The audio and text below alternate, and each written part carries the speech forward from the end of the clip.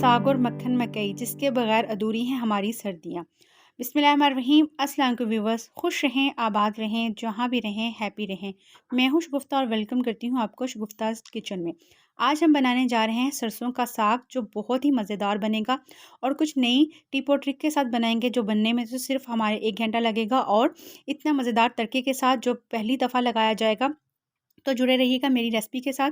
तो जनाब ये सबसे पहले हमने 3 से 4 बंच हमने साग के लिए हैं, सरसों के साग, गंदलों वाला साग और साथ ही पालक लिया है 2 गंडी और 1 हमने बाथू की गंडी और 1 हमने मेथी ली है। इसमें सब चीज़ों को अच्छे से काट के 2 दफ़ा हमने इसको शावर से अच्छे से वॉश कर लिया है और अब हम इसमें पतीले में थोड़ा-सा पानी डालने के बाद इसमें चढ़ा दिया है। इसमें साग बैठ चुका है, इसमें पानी अच्छे से हम अब उबाल आ चुका है, नमक के साथ हमने इसको रखना है और साथ ही इसका देखें एक दफ़ा ये साग अच्छे से बैठ चुका है। अब हम इसका जो पानी है जो हमने चढ़ाया था वो उसको स्ट्रेन कर देंगे ताकि जो साग की मखसूस स्मेल होती है और एक इसका जो नमकीन सा जायका होता है वो इसके निकल जाएगा। अब दूसरी दफ़ा हम इसके अंदर पानी देंगे और ये भी पानी हम इसको स्ट्रेन कर लेंगे। तो इसके अंदर जो मसाले जाएंगे उसमें हम जो हमारे पास क्योंकि 4 बन साग के थे तो हम इसके अंदर सब्ज़ मिर्चें लेंगे 10 अदद हम और इसके अंदर हम 2 चम्मच चिली फ्लिक्स डालेंगे। सरसों के साग के अंदर ये चीज़ें बहुत फ्लेवरफुल लगती हैं। नमक हस्बे ज़ायका डालेंगे, इन तमाम चीज़ों को हम डालेंगे।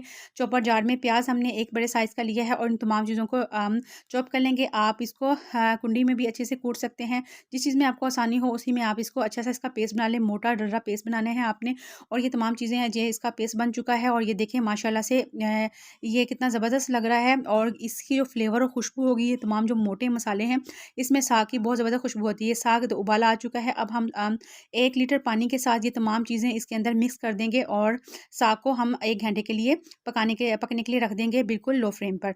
और साग जब 1 घंटे के बाद देखेंगे ये देखिए माशाल्लाह से हमारा साग अच्छे से गल चुका है और पानी भी अच्छे से स्टेन हो चुका है।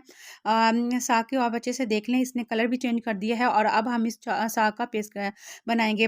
तो सबसे आसान तरीका जहाँ सबकी जान जाती है कि इसको कैसे हम अच्छे से बारीक करें तो आप चॉपर जार लें या जूसर मशीन लें उसमें थोड़ा-थोड़ा करके साग डालें और इसका इस तरह से पेस्ट बना लें। आप मथना एक जो हमारा होता है ये एक मथना है इसे मैशर भी बोला जाता है। इससे साग को जब हम इसका पेस्ट बनाते हैं इसको अच्छे से रगड़ते हैं तो ये इस फॉर्म में आ जाता है और ये बहुत ही मज़ेदार लगता है, दानेदार बनता है। इस तरह आप चॉपर जार में जो तरीका है अब साग में जो आटा डालते वक़्त भी बहुत से लोग गलती करते हैं। साग में कितना आटा आपने साग को पतला रखना है ज़्यादा थिक रखना है जो भी है उसी हिसाब से आपने आटा डालना है। आटा मैंने यहाँ 3 बंच में तकरीबन 1 कप लिया है और हम इसमें 2 कप पानी डालेंगे और इसको अच्छे से विक्सी की मदद से विक्स कर लेंगे ताकि क्योंकि बहुत से लोगों को शिकायत होती है जब हम इसमें आटा डालते हैं तो इसकी गुठली बन जाती है। तो इस तरीके से अनारी भी डालेंगे तो ये बिल्कुल भी गुठली नहीं बनेगी और बहुत ही लाजवाब इसका जायका होगा।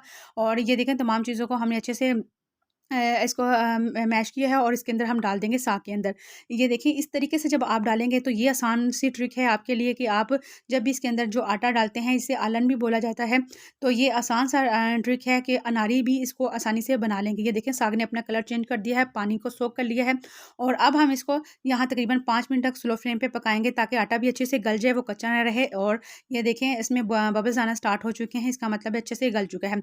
अब हम इसके तड़का तैयार करेंगे जो कि बहुत ही मज़ेदार और लाजवाब है। तो सबसे पहले हमने जो तड़के के लिए ली है 1 कप दही, उसमें डालेंगे 1 खाने का चम्मच सुरख मिर्चों का पाउडर। जितनी आपने यहाँ मिर्चें अपने साग साग में डालनी है उस हिसाब से डाल लें और नमक डालेंगे हस्बे ज़ायका। तो ये पैन हमारा गर्म हो चुका है, जितना हमने तड़का लगाना है वो साग हम सेपरेट कर लेंगे और इसको फिर से पकाएँगे और जो से हमने बाकी जो साग बचेगा उसको हम ठंडा करके फ्रीज़ कर लेंगे।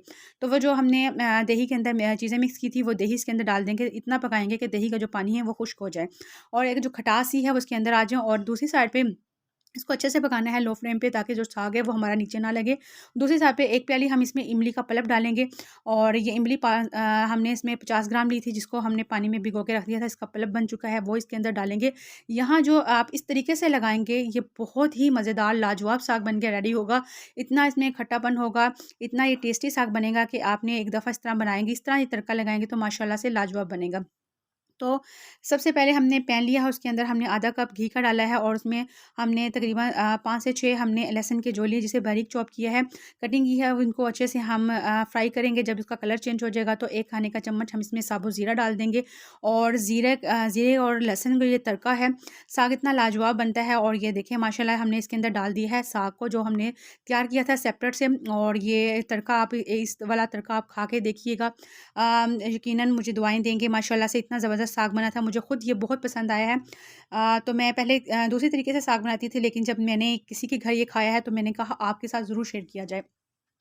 अगर आपको इस स्टेज पे मेरी ये रेसिपी पसंद आए तो प्लीज़ मेरे चैनल को सब्सक्राइब किया करें, लाइक किया करें और मुझे ज़रूर बताया करें कि आपको मेरी ये रेसिपीज़ कैसी लग रही हैं। और अब हम इसको करते हैं डिश आउट। साग हमारा रेडी है और ये देखिए माशाल्लाह से कितना ज़बरदस्त लग रहा है, कितना शाइनी और प्यारा लग रहा है हमारा ये साग, ज़बरदस्त है। और ये गरम-गरम हम साग को ताज़ा से मक्खन के साथ जब हम ट्राई करेंगे तो गरम-गरम चपातियों के साथ ये लाजवाब लगता है। इंशाल्लाह आपको भी ज़रूर पसंद आएगा और बनाना तो कितना आसान हो चुका है, बिल्कुल इसी तरीके से बनाइएगा। तो मुझे इजाज़त दीजिएगा, अपना ख़्याल रखिएगा, मिलते हैं नेक्स्ट रेसिपी के साथ। अल्लाह निगहबान।